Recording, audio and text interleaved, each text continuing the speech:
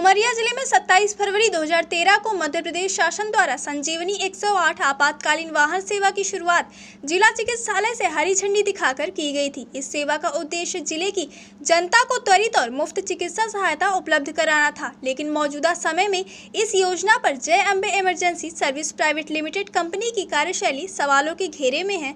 जब से इस कंपनी ने 108 और जननी वाहन सेवाओं के संचालन की जिम्मेदारी संभाली है, तब से जिले में स्वास्थ्य आपातकालीन सेवा की व्यवस्था लगभग ठप हो गई है। गाड़ियों की हालत इतनी खराब है कि उनका मेंटेनेंस सिर्फ कागजों में ही होता दिखाई देता है। जनचर्चा के अनुसार भोपाल से जो जरूरी सामग्री जैसे टायर और अन्य पार्ट्स भेजे जाते हैं, वे कुछ ही गाड़ियों तक पहुंचते हैं, बाकी सामान गबन कर लिया जाता है। वहीं मेंटेनेंस के नाम पर लंबी चौड़ी बिलिंग कर कंपनी को भेज दी जाती है, जबकि धरातल पर वाहनों की स्थिति बद से बदतर होती जा रही है। जिले में दौड़ रही 108 संजीवनी गाड़ियों की असलियत उनके टायरों की हालत देखकर ही समझी जा सकती है। इन जर्जर टायरों के माध्यम से यह साफ दिखाई देता है कि सेवा की गुणवत्ता कितनी गिर चुकी है। वाहन में तैनात कर्मचारी जोखिम लेकर मरीजों को सेवाएं देने की कोशिश तो कर रहे हैं, लेकिन खस्ता हाल गाड़ियों के चलते सही समय पर इलाज उपलब्ध कराना संभव नहीं हो पा रहा। जय अम्बे कंपनी पर यह आरोप लगाना कोई छोटी बात नहीं है कि वह शासन की मंशा पर पानी फेरते हुए केवल मुनाफाखोरी में लगी हुई है। उमरिया जिले की स्वास्थ्य सेवाएं इन वाहनों की बदहाली के चलते लगातार कमजोर होती जा रही है, जिससे आमजन को भारी परेशानी का सामना करना पड़ रहा है। 108 पर जर्नी है, इसमें टायरों की बहुत कमी है, जबकि टायर बहुत ही ज़रूरी होते हैं किसी भी वाहन के लिए। इसके लिए अब आप क्या करेंगे? वैसे मैंने पास संभालते ही उनके जो डिस्ट्रिक्ट कोऑर्डिनेटर हैं सटेंडली, उनको एक समान व्यवस्थित रूप से चलाने की निर्देशित किया है। यदि इस प्रकार की समस्या है तो मैं उनको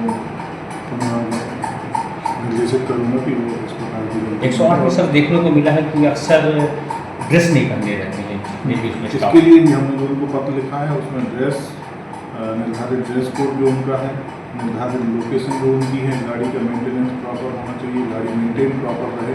यदि गाड़ी में कोई तकनीकी खराबी ऐसा उनको दिखती है तो उसको वो तुरंत रिपेयर करा के फिर गाड़ी को ऑनलाइन सर देखने में आया सर कि एक ही स्टाफ 24 घंटे गाड़ी चलाता है। ये भी आपका बिल्कुल सही है। मैं क्योंकि यहाँ लोकल में ही 2 वर्षों से सेवाएँ ले रहा हूँ, मैं देखता हूँ, तो इसके लिए मैंने बोला है कि आप अपने निर्धारित आपके मापदंड हैं उनके अनुसार आप या तो भर्ती कीजिए या फिर आप उस मापदंड के अनुसार ही ड्राइवर का और उनके जो स्टाफ हैं तो उनको ऑपरेट करें। अननेसेसरी आप 24 घंटे कोई भी ड्राइवर यदि गाड़ी चलाएगा तो आप समझ सकते हैं कि कोई भी अपनी घटना होना कोई बहुत पॉसिबिलिटी ज़्यादा है इसकी। और इस संबंध में सतेंद्र जी को बताया गया है और होपफुली बेटर होगा। अक्सर सर देखने को मिलता है कि जो वाहन लोकेशन पे होने चाहिए वो अक्सर नहीं होते हैं, या किसी के घर पे खड़े होते हैं, या स्टाफ को अपने इस संबंध में भी मैंने उनसे बोला था कि आपकी व्हीकल जनरली लोकेशन पे नहीं होते। तो हालांकि उनका कहना ये था कि सर कभी कभी स्टाफ जैसे खाना खाने गया तो फिर वो कभी घर या कभी ढाबे पे ऐसा सोल्यूशन मैंने बताई थी और उनको फिर इसलिए निर्देशित किया गया है इसके लिए कि आपका जो वाहन हो जिस लोकेशन को वो अलॉटेड है उसी लोकेशन पे ही आपका यूज़ होने के बाद वाहन समय पे भी वक्त पे नहीं पहुंचता था 108 वाहन। 108 वाहन थोड़ा सा वाहनों की कमी है। अवेयरनेस पब्लिक में बहुत आ गई है 108 के लिए, डिमांड भी ज़्यादा रहती है और कोशिश प्रयास ये किया जाता है कि जो नीडी हैं उनको तत्काल वाहन उपलब्ध सुनिश्चित किया। सर एक समस्या और आती है दवाइयों को लेकर। कुछ कर्मचारियों ने हमें बताया कि यहाँ पर दवाइयाँ नहीं हैं, जो दवाइयाँ कुछ हैं भी तो एक्सपायरी डेट की।